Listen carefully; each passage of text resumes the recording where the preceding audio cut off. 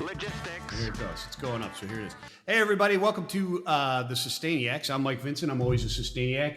And to discover other Sustainiacs, just kind of by accident, because here's Cydian Kauffman, who is, we just met like 5 minutes ago, literally. Well, 8.5 minutes ago, right? And we're still trying to figure out, is he Grand Poobah, co-owner, co-founder, whatever it happens to be. But it's Pure Water Northwest, right? Is the company, is the entity.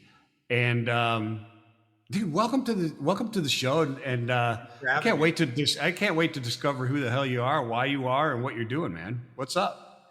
I appreciate it. I'm one of the owners. I own the company 50/50, and our job, I mean, our entire business is trying to fix water.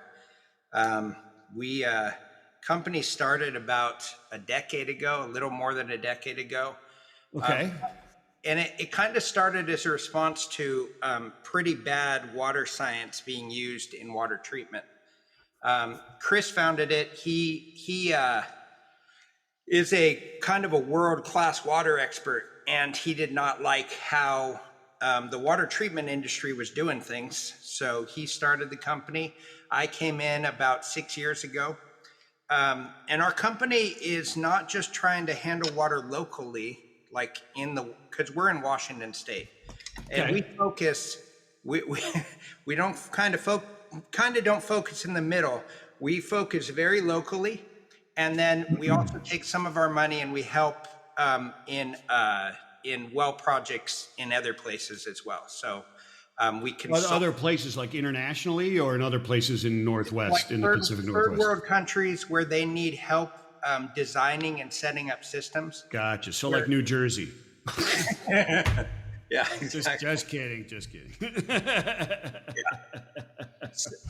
Yeah, I mean, water is really interesting. I could talk on and on about it. I don't want to absorb all the air here, though, but well, we want to absorb, I mean, as much as the people will listen to, we want to absorb and educate them on what is going on. It's really interesting to me because of all the places where, I mean, there's a lot of places in the United States and really around the world where I would say, wow, somebody there's got it, is really working on how to clean up the water. Yeah. Washington State and the PNW would not be it to me, just because I see it, and I've been there. I've visited hundreds of times, literally, and it seemed to me like you'd have pretty good, clean water there, and it like wouldn't be an issue for people to think of. Yeah, you say that. So what? So I mean, the question is really, what? So 10 years ago, why'd you go? Oh, water. Yeah, exactly. Well, I'll tell you, water is, it's a molecule, right? The H2O, and it's a polar element, so it is good at attracting basically everything that it comes in contact with. So if it comes in contact with arsenic, it's going to pull in arsenic. If it comes in contact with iron, it's going to pull in iron. Whatever water touches, it gets some of it. Does that make sense? Well, yeah. So a normal human being would say it dissolves in water. Things dissolve in water easily, and they become then buoyant in that water. That's right. So what you find is certain areas have really obvious water problems, and that is geographic. That is a thing that is interesting to the geography of that area. So certain areas like the Midwest, you're going to have so much hardness that you have scale buildup, and that's because of the lime and mineral deposits that are present there. Yeah, absolutely. I had a friend who moved to Michigan, and they had to put in, water softeners and all that kind of stuff in central Michigan. Yeah, gotcha. And so in our area, we actually have a shocking amount of arsenic. I don't know if you know the history of arsenic. Well, I mean, the whole, oh no, that was hemlock. I was going to say, yeah, forget it. No, go ahead. Yeah, the amount of arsenic is not above the legal level, and I'll go into the legal level versus the health level in a second. But the history of arsenic, I don't know if you've looked into it, but arsenic used to be used to kill people because it's flavorless and odorless, and It's not really detectable until they learned how to chop up your liver, burn it, and then suspend it in a solution. They couldn't figure out you had been killed from arsenic. So Okay, so that's kind of disgusting, but that's how they figure it out. yeah, exactly. So so basically arsenic, because even though we can't like see the problems in the water in this area, there is some problems in the water in this area. So is it a natural phenomenon or is it a man-made It's phenomenon? natural. There's some man-made stuff in this area for sure, but Sure. arsenic's on the periodic table and it occurs Yeah. naturally. Yeah. Well, that's what I'm saying. Like in the problem that you're describing in your geographic area is a naturally occurring phenomenon. Correct. It is more natural Gotcha. than man-made. Oh wow. Okay, so Yeah. continue. I just wanted to see what because this isn't like another love canal in Buffalo, if you remember that whole fiasco. I do. So obviously people have lead in their water, and that usually is man-made. That is from the older pipes usually, or Yeah, fitting. lead pipes. Who knew? Yeah, exactly. And so when we come across these problems, people are looking at their water and it's a crystal clear glass. And we tell them, look, you can choose whatever level of contaminant you want to drink. You can drink some or none or whatever you want, but we just recommend you find out. So we recommend testing. That's basically, and it's not sexy. It's kind of boring, but the reality is, if you just confront your water, if you look at it and say, let's find out what's really in my water at my house, then you can decide what you want to do about it. Yeah, and that makes a lot of sense, right? Because a one size fits all doesn't make any sense. And it can make sense because of marketing.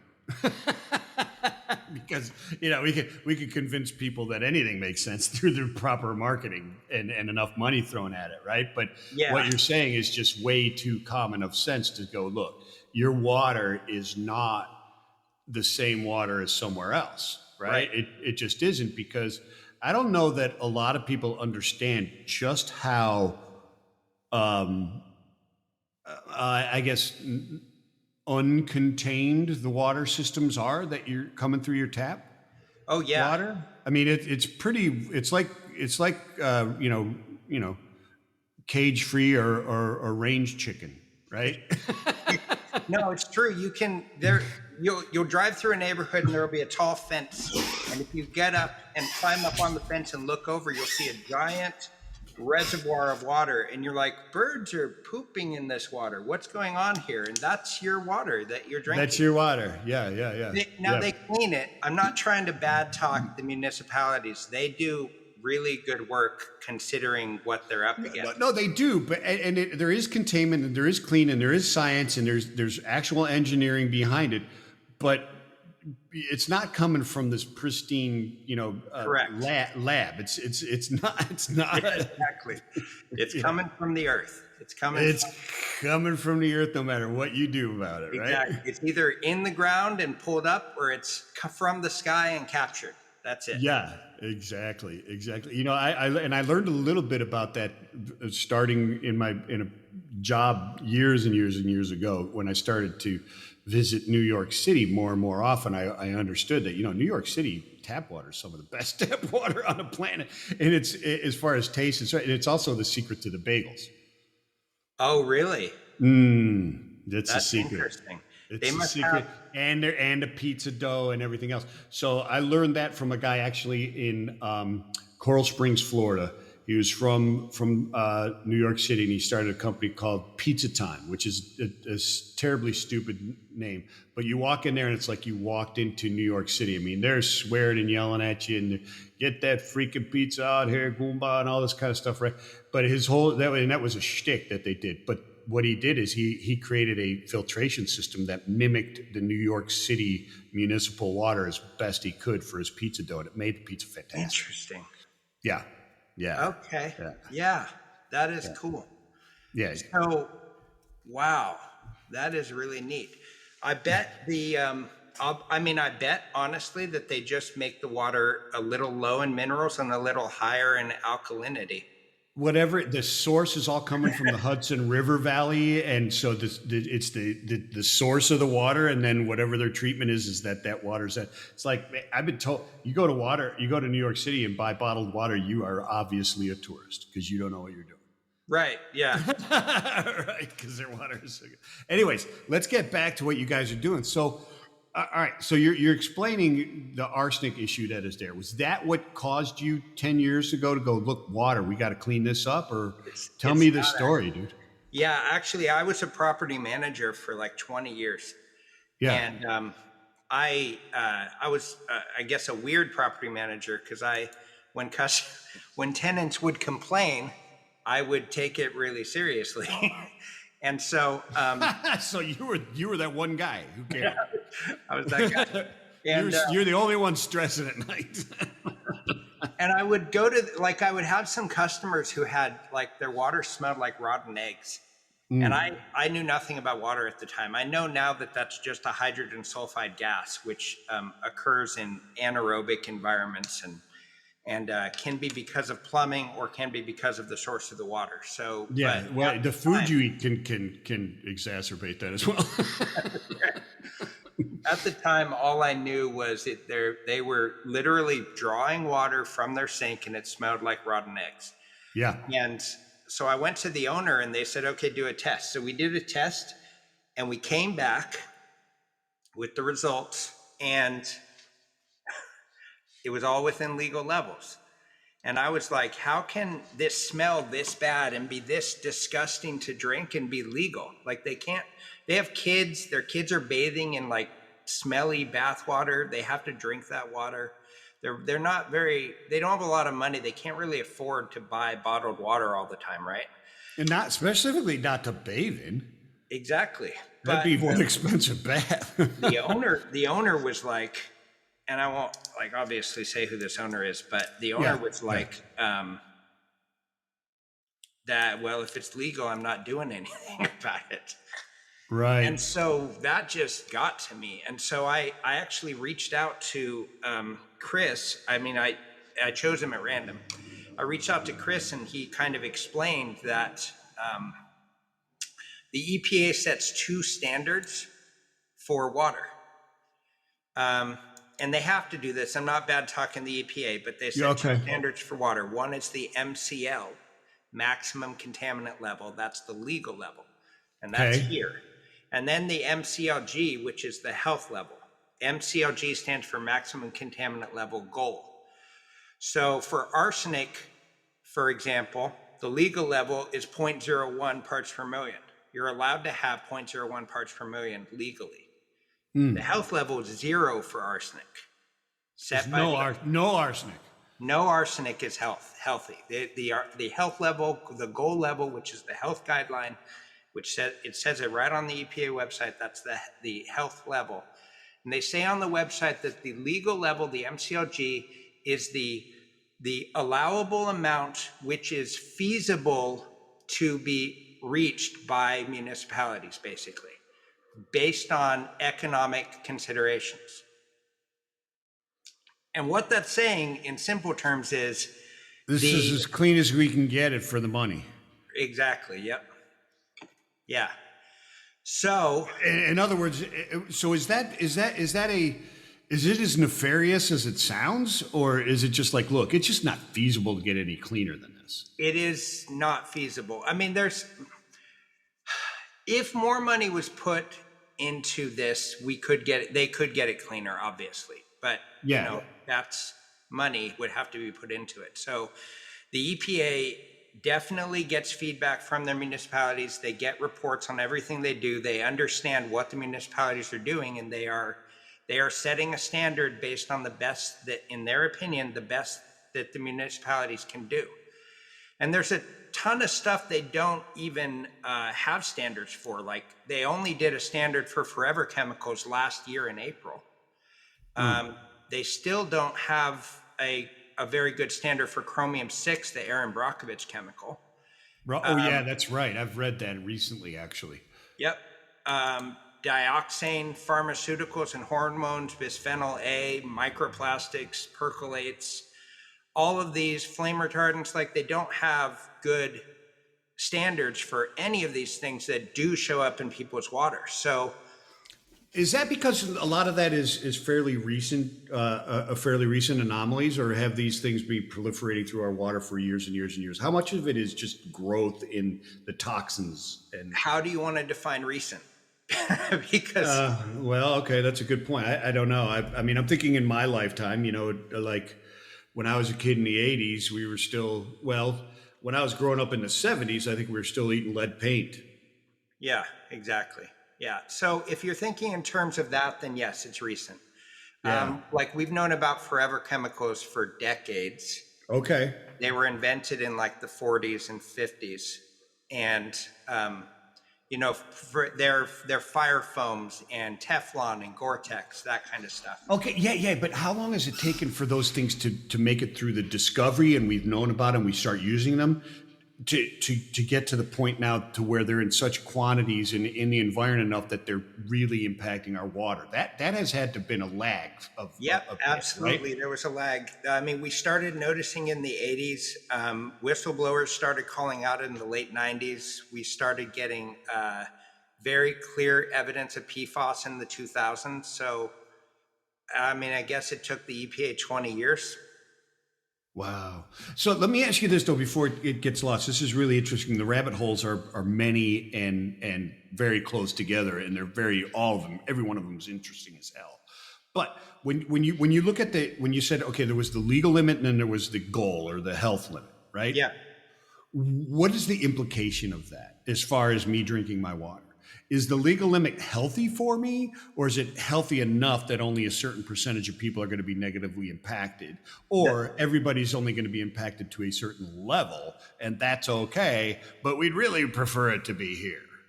Do we have evidence of that? Or, I mean, Okay, I'm gonna answer your question generally, and then I'm Yeah. gonna get, but being aware that my general answer does not speak to everything specifically perfectly accurately.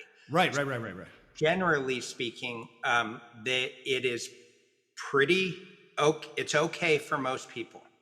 I tell a story. I will give two examples of what I'm talking about. I tell a story of a couple that we helped. They actually had cancer. What the husband? He was a big guy. He was fit, big, and he had cancer because of arsenic, and in his drinking water. And so we helped fix their drinking water. His wife was like half his size. They had both been drinking the same water. She had no health issues at all.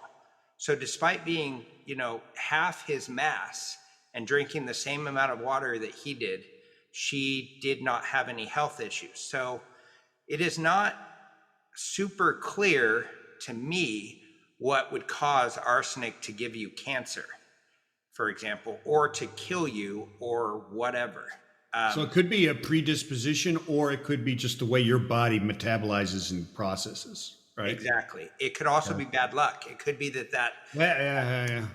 that little bit of arsenic is bound to the water molecule. It comes down and it happens to be pulled off into your bloodstream and goes and attaches itself to just the wrong cell, which then metastasizes. Or I mean, normally arsenic is not like causing cancer. It's normally causing an organ failure, but in this case, it was apparently the cause of his cancer. So, So it's a random. It could possibly, like you said, just bad luck, just random.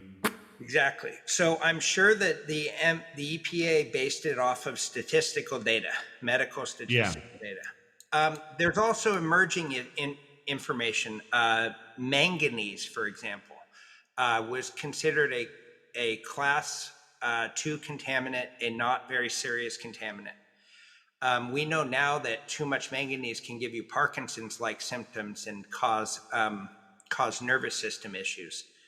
And so it's being debated right now or talked about right now to turn it into a class 1 contaminant. We treat it in our company when we see manganese over a certain amount. We tell the customer this so that they can make an informed decision. But without the standard being like established quicker that it's a more important contaminant, people don't know about it.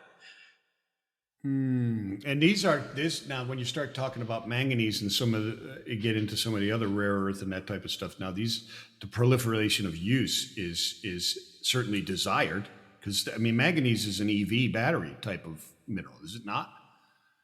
I don't actually know that. Is it?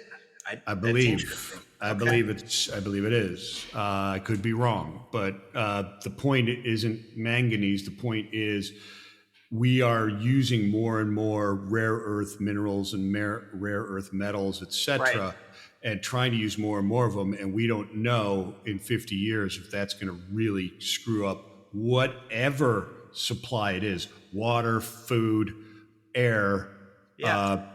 We don't know. Yeah. It'll Those get are in. Anything that's used will get into the water supply. I mean, it'll get there. I mean, and hopefully less and less as we build better and more well managed landfills. I mean, the right. landfills today aren't just to throw it in there and throw some soda ash over it like Diamond Shamrock did in Fairport Harbor. Yeah. Which is I happen to know personally because I used to work in the roadway facility that was built on top of one of the sludge pools. Wow. Yeah. We sold that land real cheap. Oh my. Wow. That's amazing. Yeah. But I mean, we don't do that type of stuff anymore. But it's still dangerous stuff, man, because leachate is real and it's happening right now. And it may not be nefarious in nature. Nobody's trying to kill any. Well, there are attempts, I would imagine, especially with something like arsenic. But these are just things that we need to be aware of, right? And then for sure. Yeah. So are you purely doing this? And no pun intended. But is your focus the testing or prevention, or both? Both, but we do the testing to do the prevention. Everything we do is customized. So we're very different actually as a water treatment company goes because in order to have a good business model, you have to have a product. But we cannot have a product, except for a couple rare cases. We mostly can't have preset products because the water has to be tested first, and then we have to design the product around the water. I mean, and we're getting there, right? Because really, we've only discovered the fact that you guys go in and test the water. Yeah. So let's keep going down the road, man, because eventually we got to figure out why am I going to call Pure Water Northwest except to, and when should I, and all that other kind. We got to discover all that kind of stuff and learn about water purity as we go. So, okay, you've tested it. So tell me, what are you guys doing? Yeah. So as soon as we test it and look at test results, either by us testing it or us being able to get our hands on whatever tests do exist already. Because sometimes we don't need to pay money for testing because it's been done already. We just find it. So as soon as we get full test results, and I mean very complete, most people test for about 5 or 6 different things. We like to test for about 50 to 100 different things. So are you saying people can give you third-party testing and you can design stuff for them? Okay, got it. Oh yeah, absolutely. We don't need to be the only one to do it. Got it. And as long as it's accurate testing. And then we design based on the testing. So and the reason we need such extreme testing is, let's say you have silica, for example, or a few other elements that will bind to the media that's used to clean the water first, making it so the media is not as good as cleaning the water. So by doing really thorough testing, we can have pretty foolproof systems that we put in. Then we design a system, we send an estimate to the customer, and as long as they like the price, they approve it. Then we get the equipment, build it, and then we install it for them. Gotcha. So it's all custom designed stuff. I'm not walking into Walmart and going, oh, hey, there's my new buddy Cydian's water filter for my Samsung refrigerator. I'm going to put it in there. That's not the case. It's 90% customized, yes. Yeah. Okay, that's cool. So are you doing private customers or are you doing multi-housing and municipalities and that type of stuff? We can handle anything anyone throws at us. We are doing mostly residential at this point. Oh, okay. I am taking it on myself to try and expand us into commercial. We've done a bunch of work for the Navy. We've done government contracts before. We've done contracts. Yeah, but we do 90.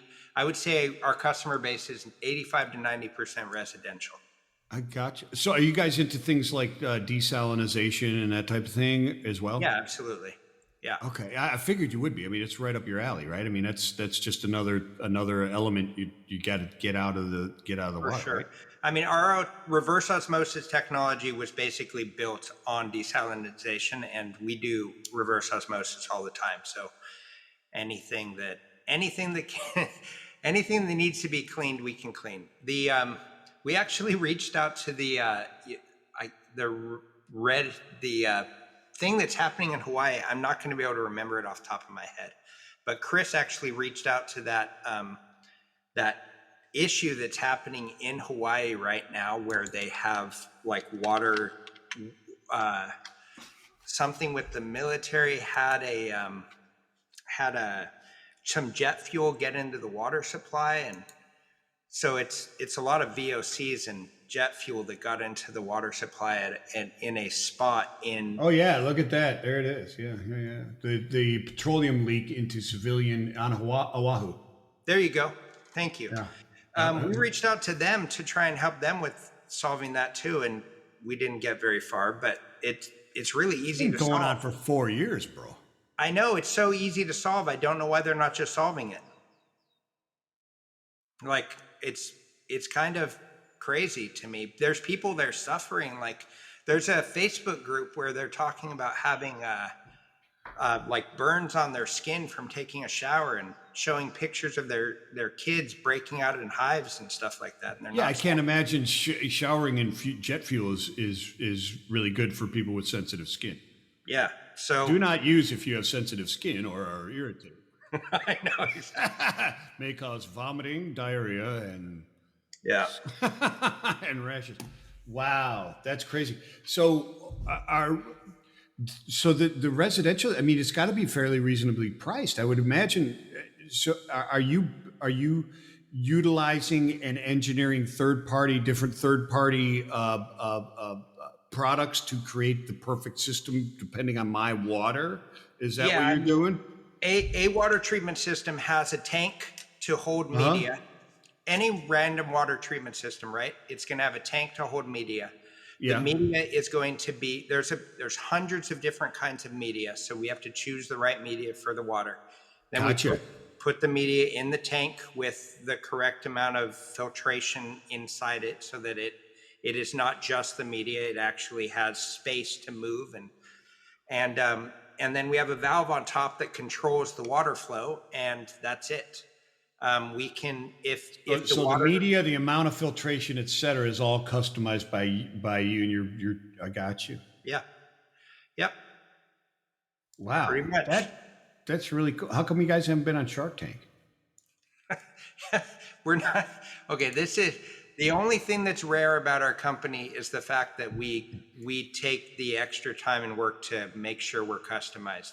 And a few other companies in the country are doing that, but Yeah, there's hundreds of water treatment companies that are selling systems like this, yeah, and yeah. but they're just not customized. They're product based. Product based just means they're pre-built, and so the customer complains about something, and very often without any testing, we say, yeah, we can solve that with this. And that's not a very It's good based way. on the anecdotal evidence. They're guessing that this is probably your issue. Right, exactly. Right, And gotcha. that And can, you're being very specific. Like, do this. the reason is because if you put in a softener, for example, to help people with their feeling of hardness on their skin and hair, and that's not to be, Aren't they just adding salt to it? the salt is not very little salt actually gets into the water, Okay. because the salt is just used to clean the media that pulls out the hardness. Oh, okay. I got you. All right. Yeah. So the hardness is pulled out by this media. And that's true. It'll make the water soft, and it matters to some people. My daughter has eczema, and the eczema is helped by soft water. Right. And so it really matters to some people. We had this customer in Federal Way who had rosacea constantly, and we put in our system, we had to put in a system that helped with both hardness and chlorides, but for her rosacea went away. So it can a simple softener can help, but if you have arsenic, the arsenic can build up in the softener and then release in large amounts. So if you are not, exactly, it is possible to make matters worse by not doing complete testing. Yeah, I mean, and that is an issue with just about everything in life, right? Is the unintended consequences, Exactly. the boomerang effects that we don't think of when we just jump Yeah. towards something, right? Which is Yep. a lot of yeah. How much do you deal with that is natural as opposed to man-made issues? I would say the majority of what we deal with is natural, to tell you the truth. Really? Yep. Okay. But we have about 20% probably where we identified that the source was man-made, and that would be your petroleum, that would be your pesticides, nitrates, stuff like that. But yeah, when we come across that, like just yesterday, a guy did a test on his water, and he wants extremely clean water, and he's hoping to have his water be structured, which is a whole thing. But Designer? Are we talking about designer water? yeah, basically, and Really? he wants it for his whole community, and it turns out he actually had a petroleum product in his well, Oh which wow. is really weird because he's in the middle of nowhere. But it's Yeah, because easy. that was going to be one of my other questions was well versus city. Yeah, Do you see yeah. I mean, a we big difference there? do a ton of well water. We do a ton I of was well. going to say, is that the most of the people? Is it the well water Well, over yeah. like city provided? In this area, yeah. So if you were in Florida, for example, the hardness is so high that in the city water that people notice the problem, and the chlorine is so high. So they Yeah. Oh pull yeah. water from their tap, and they're like, "This smells awful. It Well, feels it awful." is awful. It is awful. Yeah, I lived there.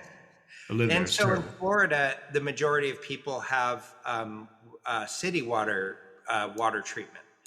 In our area, yeah, it's more well water. The Seattle area has a 2 hardness on average, and the chlorine level is not that high. Seattle water particularly is not that bad. There's definitely stuff we can help people with, but if you're healthy, you go and drink Seattle water all day long, you're fine. You go a little bit further to the east in the middle part of Bellevue or Redmond, and they've got arsenic in their water. If you go even further east into Sammamish, they've got PFAS in their water. So like the municipalities in this area, it really depends on where you are. Wow. I mean, it can change that fast because when you see Seattle, the towns or cities that you just mentioned, Are really close. most people like me consider them Seattle. Yeah. I mean, but you're talking Seattle proper, and then the little cities within it, right? In the metro region, metro area, it can change that fast. That's right. That's absolutely well. So you said, okay, so this is extremely local stuff, right? But then you say you're working in third world countries as well. Is that a separate effort or is it the same thing? It's a separate effort. We basically just offer our expertise. Okay. So here's what happens. This is a really interesting thing to me, and we don't have to spend a ton of time on this, but I'm kind of excited about this. Let's say your interest is empowering women around the world or empowering children around the world, right? You will be shocked at how much access to water matters for that. Because if you don't have water as a water source near where your community is, you cannot live unless you go and get the water. Culturally, a man will not go and get the water. He'll just let you go thirsty, right? So it's going to be on the woman or the child to go and get the water. And this is like, it's self-perpetuating. It's cultural as well as whatever it is, right? But it means that if you are walking 4 hours one way to get water and 4 hours back, you cannot work, you can't go to school, you can't get educated. It forces you to be fully reliant on the man to get all of your income. So just putting in a well into that community opens up the possibility of equality. So, but when they drill the well and pull the water up, sometimes they'll call us and say, so here's what our water is, what should we put in? And then we help design it for them for free. We can go out there and help them in person too, but usually it's not needed. It's just our expertise on exactly what to design is all that's needed. Yeah, yeah. Wow. Okay. Those are that is incredibly interesting because there are books that I've read before, like Deep Dive is one of them, which is a marketing book, which is it goes through many of the cultural discoveries that occurred through trying to sell consumer goods to countries outside of the U.S. and or third world countries, and discovering that our preconceived notions as to the benefits of a product are so way off, way off, right? In many cases, right? Like there's empower women by having clean water is not something anybody would go, well, yeah, that's obvious. Yeah, isn't that crazy? It absolutely is, but it's really, really enlightening and eye-opening, and a very, very important point, way past its obvious empowering women through it, right? I mean, it's an eye-opener. Everybody in any business needs to go, whatever you're making, it doesn't matter, tea or paper clips or whatever, your product is perceived and has benefits way beyond what you think it does, right? In different and negatives, right? Negative impacts way beyond what you think it does. And understanding those is incredibly important. I mean, that's a massive point. Yeah. Right? Yeah, I know it. When I realized the trickle down effects of having water near you, it was just like, it blew my mind. It blew my mind. So it is incredibly important. Yeah, well, I mean, once you discover that, and now that we're talking about it, it's incredible. It's such a basic, obvious thing, and those are the really impactful, positive things, right? The ones where afterwards you go, "Wow, that's really base." Yeah, those are the ones that have the biggest impacts. Yes, right. Exactly. Yeah, that is amazing. So do you push that? Do you advertise that as far as is that effort that you're going towards, or you're just assisting others that are doing this and they know that you're out there? Some of them know. I'll tell you the truth. I'm really bad at one of my own failures is advertising. I have to pay a company to advertise for me just locally because I don't really know how to advertise. I don't really know how to promote myself or my business very well. Yeah, but that's okay as long as you realize that. I mean, there's a lot of people who don't realize that, and then they try to do it, and that's why they fail. If you realize, look, this is my expertise in this company, I got to get somebody else to do this. That's right. Yep. That's all right. That's fine. So yes, I let companies know, like Ryan's Wells, for example.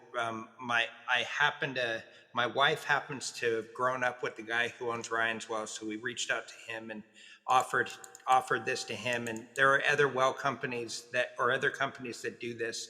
A company was going down just before COVID, so it became really difficult for them to complete this project, but they were going down to South America to help a community that had a really awful infant mortality rate because of the water there, and we helped them. So we don't really advertise that we do this very much, but we offer it to people, and I reach out to people and offer it. Yeah, I guess there's a lot of consultative people that would need to have that as just another, arrow in their quiver, so to speak. Exactly. And that's really how to get out. Billboards around, Guatemala are not going to make it happen. Exactly.